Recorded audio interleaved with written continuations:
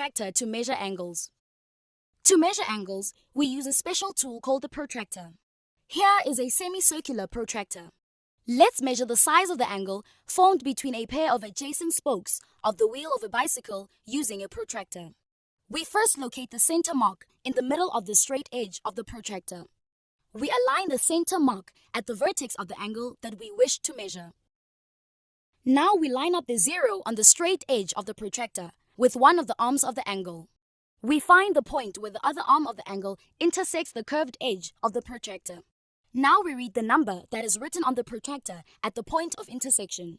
There are two scales marked on a protractor, an inner scale and outer scale.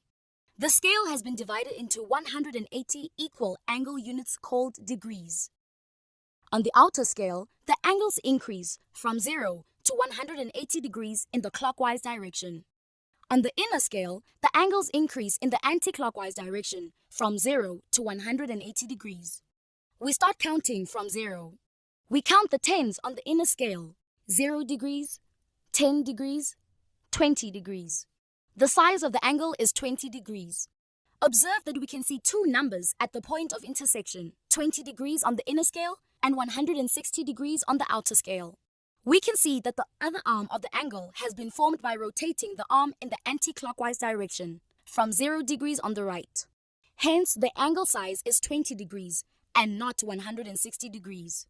In general, we can say that if the angle is acute or less than 90 degrees, we move in the anti-clockwise direction and use the inner scale.